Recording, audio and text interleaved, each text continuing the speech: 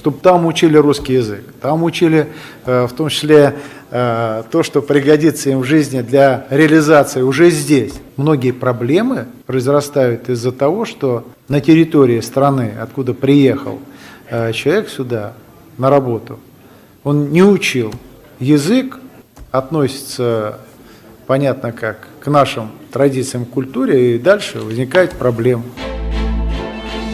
Бүгүнкү күндүн орчундуу жаңылыктар топтомунан кыскача тааныштырабыз. Мамдуман спикер орус тилин үйрөнүп, андан соң Орусияга келиши керек деген милдеттендирүүнү сунуштады. Ага өзбек тараптан жооп келди. Өзбекстанда жашаган орустар өзбек тилин билүүгө эмнегедир милдеттүү эмес экенин белгиледи. Эстерге чейин өзбек, казак, азери деген улуттар болбогонун, өзбектер бир нече элдин биригишинен улам пайда болушканын айтканына Пакистан менен Бангладештен келген жарандардын айынан жол кырсыгы көбөйүп жатат. Буларга айдоочулук күбөлүктү, уруксатты ким берди? Буларга праваны ким берди, уруксатты ким берди? Булар экзамен тапшырды биздин жол коопсуздугунан. Өзүңүздөр билесиздер, ал жакта светофор деген жок. Бишкектеги тигүү секторунда иштеген Пакистандын 28 жараны кармалды.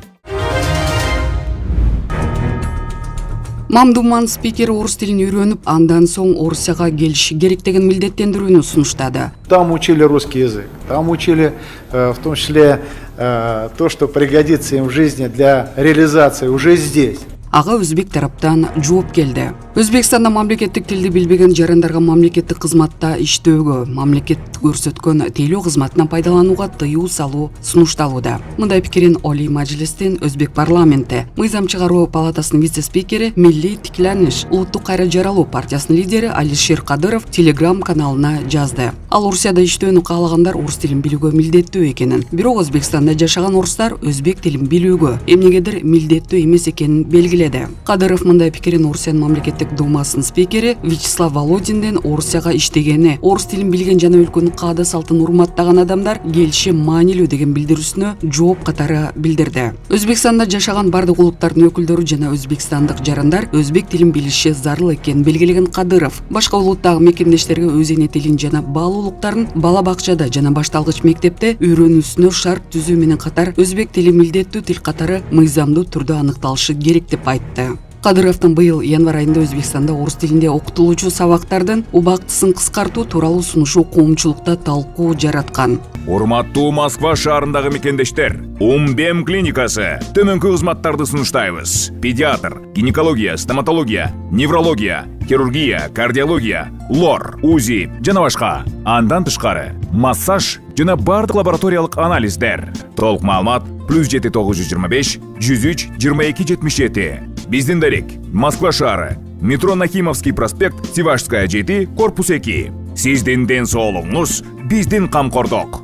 Ал орус тили өлкө калкынын 3%га жетпеген гана бөлүгүн түзгөн орус улутундагылардын билим алуусунда жана ТВда пропорционалдуу эмес кеңири колдонулуп жатканын белгилеп, мындай дисбалансты оңдоо зарыл деп Facebook баракчасына 24 январда жазган. Бул комментарий Алишер Кадыровдун орусиялык улутчул жазуучу Захар Прилепиндин Өзбекстанды Орусияга кошуп алуу тууралуу сунушуна жана тарыхчы Михаил Смолиндин быйыл 22 январда НТВ телеканалынын эфиринде сүйлөп жатып, эстерге чейин өзбек, казак, азери деген улуттар болбогонун, өзбектер бир нече элдин биригишинен улам пайда болушканын айтканына жооп катары жарыяланган.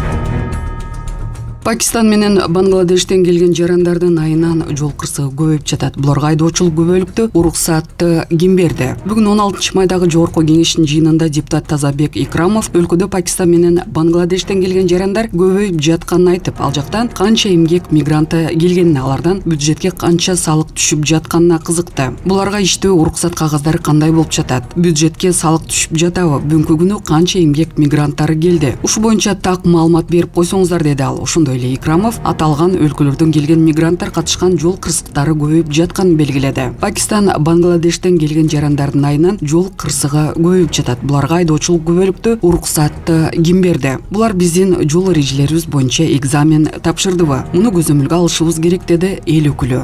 Бүгүнкү күнү Кыргызстанда ички эмгек рыногунда Пакистан менен Бангладештин жарандары көбөйүп кетти да.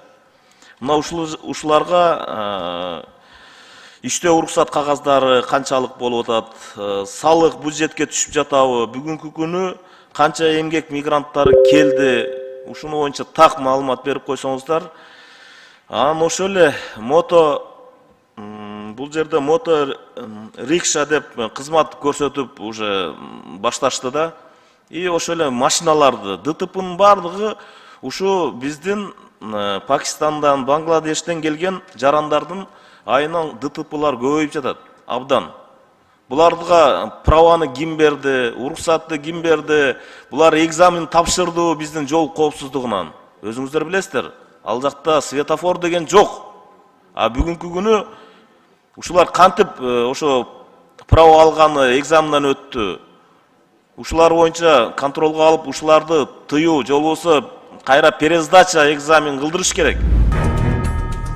Бишкектеги тигүү секторунда иштеген Пакистандын 28 жараны кармалды. Улуттук коопсуздук мамлекеттик комитети Бишкектеги тигүү секторунда мыйзамсыз иштеп жатат деген негиз менен Пакистандын 28 жараны кармалганын билдирди. Атайын кызмат алардын Кыргызстанда жүрүүгө уруксат берген визанын жарактуу мөөнөтү өтүп кеткенин аныктаган. 16 майда таратылган расмий кабарга ылайык, алар Ички иштер министрлигинин экстремизмге жана мыйзамсыз миграцияга каршы күрөшүү кызматына өткөрүлүп берилди. Бишкек шаарынын Ички иштер башкы башкармалыгы бир күн мурда борбордо мопед, мотоцикл менен жеткирүү кызматтарында иштеген 400дөн ашык чет элдик студенттердин ишин токтоткон. Милиция мындай чара чет өлкөлүк студенттердин катышуусунда жол кырсыктарынын көбөйгөнүнө байланыштуу жана алар аралашкан кылмыштардын алдын алуу, аныктоо үчүн жасалып жатканын маалымдаган. 12 апрелден бери Бишкек милициясынын мыйзамсыз миграция жана экстремизмге каршы аракеттенүү кызматы ар кайсы тармактарда иштеген чет өлкөлүк жарандарды текшерип, Кыргызстандын аймагында жашоо же иштөө эрежелерин бузгандарга жалпы 1 миллион 248.500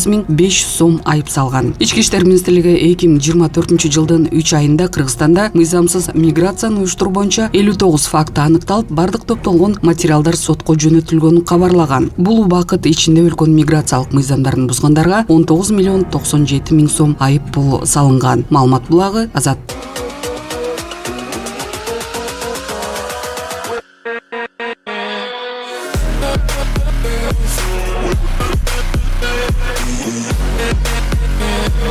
With